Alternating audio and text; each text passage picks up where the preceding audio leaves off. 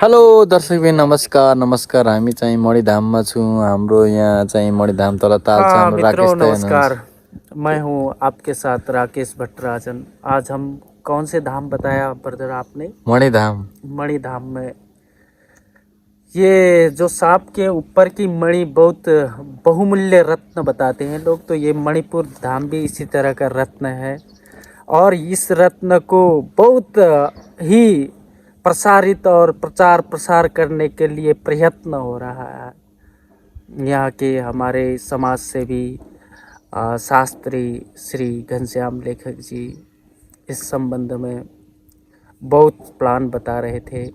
इसके संबंध में भविष्य में इसको हम इस तरह से विस्तार करेंगे, यहाँ पर क्या होगा, वहाँ पर क्या होगा।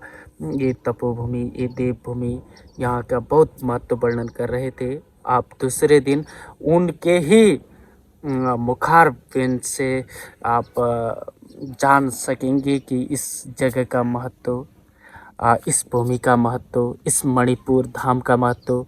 आसपास का क्षेत्र बड़ा मनमोहक है, ये प्रकृति के समीप है।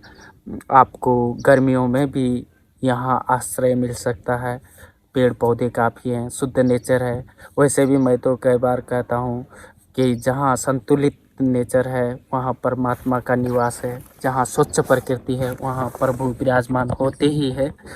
तो ये स्वच्छ प्रकृति में आप सर्दियों के मौसम में भी कोहरे की वजह से आपको सूर्य भगवान का दर्शन करने को नहीं मिलता, तो इस टाइम भी आप यहाँ आ सकते हैं। यहाँ आप सूर्य देवता का दर्शन कर सकेंगे और मीठी मीठी धूप सेक सकते हैं यहाँ आके। जहाँ से भी हमारे जीवन को राहत मिले और हमें आनंदित और प्रफुल्लता मिले, वहीं से परमात्मा के किरण की आभास करनी चाहिए, करते हैं लोग। तो ये एक अच्छी तपोभूमि है, देवभूमि है ये मणिपुर धाम। ये पास में ही आप देख सकते हैं ये तालाब। इसके आसपास के क्षेत्र को हम विजिट और ज़्यादा प्रचार प्रसार और ज़्यादा विजिटर लोग यहाँ जब आएंगे तो उनके लिए भी कई सारी आधुनिक लोग भी आते हैं यहाँ। उनके लिए कई तरह की व्यवस्थाएं की जा रही हैं।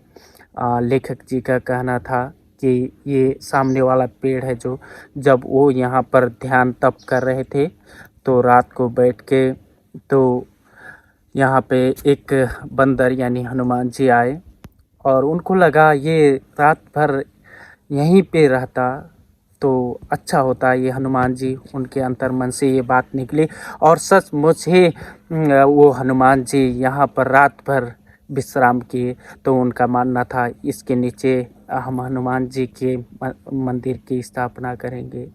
कई सारे विचार हैं उनके संबंध में। आप जानते ही हैं, जाने माने लेखक हैं आचार्य।